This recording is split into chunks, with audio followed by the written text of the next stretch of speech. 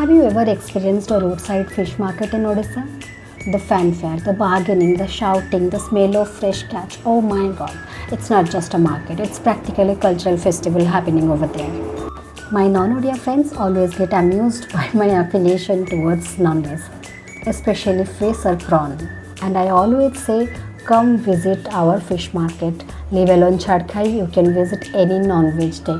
Yes, in Odisha we have our own mom-approved non-veg day.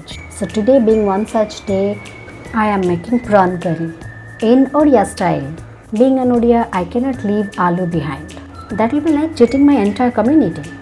So here come my beloved Chingudi aloo jhola, a curry so tempting that patiru buhelana. You literally start drilling. And in today's special, we have Noi Chingudi. These are not the sea prawns, but resourced from nearby rivers. Okay, with all this talking, we are already halfway to the cooking. I'll add the detailed recipe in the description. But if we go quick, wash, clean and marinate the prawn with salt, turmeric and little bit of mustard oil.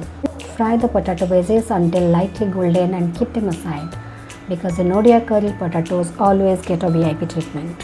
Next, fry the prawns in mustard oil until golden. Don't overcook them. Prawns cook faster than your weekend plans. Now it's time for the masala.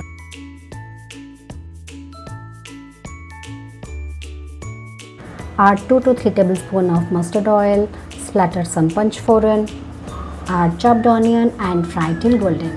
Then add tomatoes and ginger garlic paste. Follow it with basic spices like turmeric, chilli powder, coriander powder. I haven't used cumin powder, but if you want, you can use it. Cook masalas on low flame until the oil starts separating. That's the signal that flavors are basically ready.